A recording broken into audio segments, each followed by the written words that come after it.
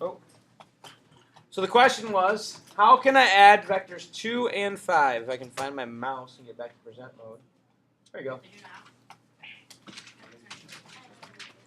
There we go. So how can I add vectors 2 and 5? So let me move it up a little bit so vector 5 isn't down there by itself. So, no. So yesterday we talked about adding vectors that just go in one dimension, right? So like V1 and V3 go in one dimension. V2 and V4 go in one dimension. V2 and V5, do they go in one dimension or two? Two. So we're going to talk about adding vectors Of different dimensions. in 2 dimensions. Okay, now, we are not going to get into the geometry of this yet.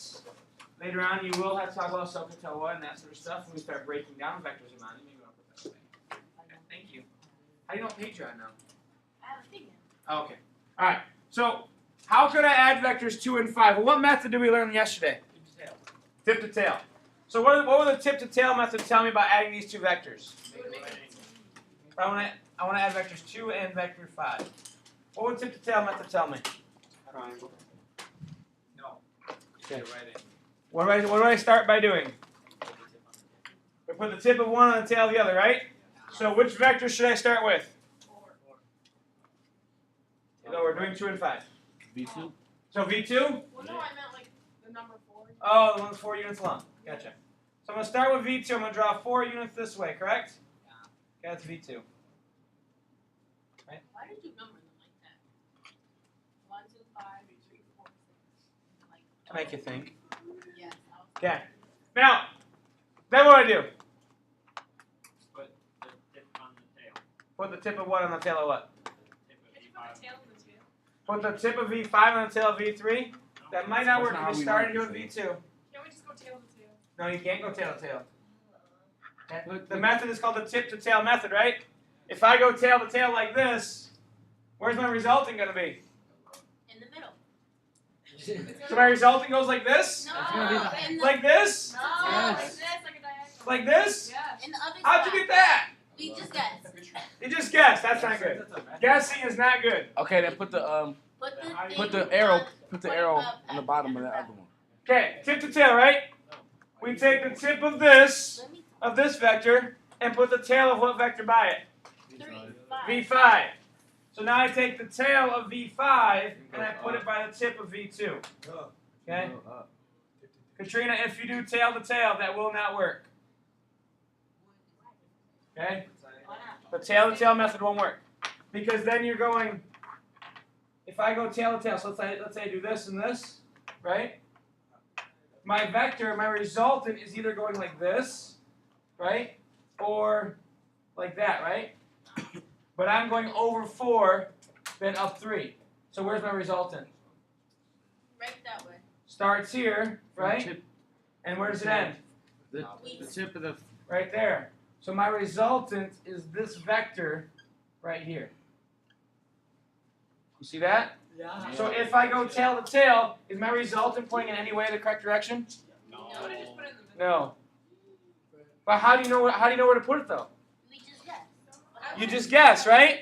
And if you just guess, then you're not using any method. If you're just guessing, then you're relying on chance to get the correct answer. Okay? Yes, Rex. It always points to the right. It's just the convention for vectors. Okay? Just like the period always goes at the end of the sentence. It's just the way. Yes, Kyle. But for some reason, like, no, I'm not gonna say it. Okay. We can talk about it later if you want to. Alright. Katrina, does it make sense? And does it make sense why you can't do tail to tail? Yeah? Because we end up with vectors that point in the wrong direction. Also, our resultant always goes from where we start to where we ended, right? If I'm trying to draw my resultant here, well, I started right here. Where did I end? If I did it this way, where did I end? Somewhere. Is it obvious, though? It is, Jameer? Where did I end then if I started right here? It's not obvious, is it? You're just saying yeah because you thought that's what I wanted to hear. Okay? Now, some of you said start with V5 when we were going through this. Right? Let's see what happened. If I start with V5, We start by going up 3, right? Right? And then what would we do? Then we go over 4. So if I start with V5, we went up 3 over 4. Did I end with the same thing? Yeah.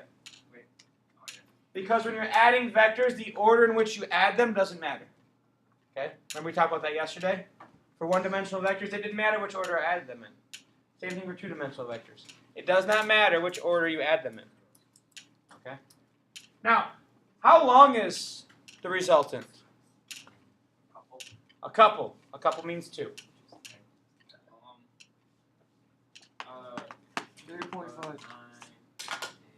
One of you made an assumption earlier. I think it was you, Caleb. You made an assumption about these two vectors. What was that assumption? You said they'd make a triangle. No, you said something before that, though. They make a right angle. Right? That's an assumption.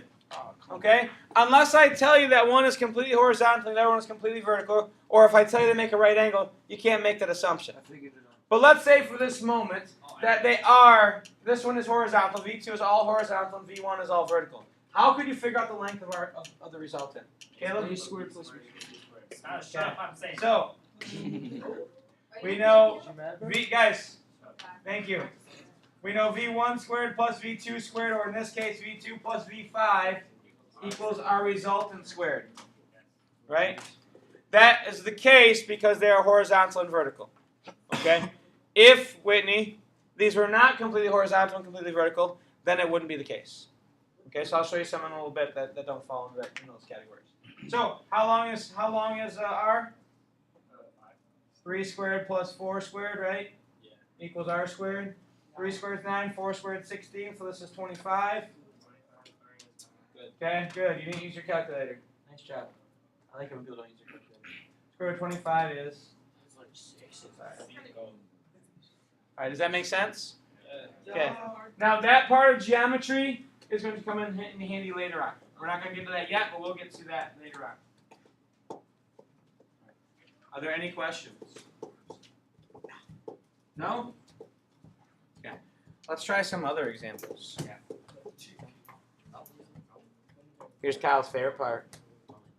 More examples. Okay. So here I have some vectors. Now you don't always need a graph paper to have vectors like this. Okay. The only reason I have the graph paper is to help you guys do the vector addition correctly. Okay. Yes, we can see that first. Yep. What a great question, Truman. So, while I'm passing out this graph paper, I want you guys to figure out which example A, B, C, D, E, or F you would like me to do. No, I think I have one. So, take a look, Daniela, Omar. Take a look, figure out which example you want me to do. A, B, C, D, E, or F. Don't shout it out. Okay? Don't shout it out. After I pass these out. Are you doing all of them? No, I'm not going to do all of them. You were going to do all of them. That's what I said. Yes, you are going to do all of them. You said all of them. Yes, we do all of them. Hey, stop saying do. We'll make it stink. I said, don't make it stink in here. I am glad you appreciate my joke. Yeah? You gonna pass those one? Gonna pass those reps? We need to dump this in. No. Okay. I think there's one right there for you. It's like rectangle. Alright. Now, like I said, when we do vector addition, we do not always need the graph paper. The graph paper is simply just to help you out because you are in the infant stages of vector addition. So I'm trying to teach you how to walk a little quicker. All right. So that's where the graph paper is going to come in handy. All right. I'm going to redraw this down like how it's all kind of flat. All right. 1, 2, 3, 4, 5, 6, 7, 8, 9, 10. 1, 2, 3, 4, 5, 6, 7, 8, 9, 10. Perfect. Okay. Which one did you guys pick? Which one do you want me to do? We said 1 or F. A, B, C, D, E, or F? Or F. No, do E. E? E. Okay, the count for you, whichever one I hear the most. I'm going to go with. Ready? 1, 2, 3. E! Okay, E was the loudest. E. Nice. I know you guys are just like I said, yeah? Alright, so we'll do E. So E says, V1 plus V2 plus V4, right? Yeah. Okay, now, When we're using this graph paper, this is not like math graph paper. The only reason it has axes on it is because that's all I could find real quick this morning. Okay, I thought it'd be a good idea for you to have some. All right. So it does not. The axes is not important. We don't need to start at the origin. The graph paper is simply there so you guys draw the vectors correctly. Okay. So you guys want me to do E, right? That's what we said. V1 plus V3, or V2. Sorry, V2 plus V4. Are there any? What? I was wondering if there are any minus ones on there. Like, Nope, I don't have any negative ones.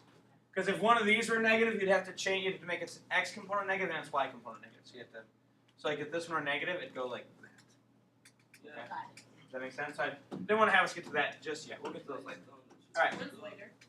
Like unit 3 or 4 later. Okay. All right. So E, V1 plus V2 plus V4.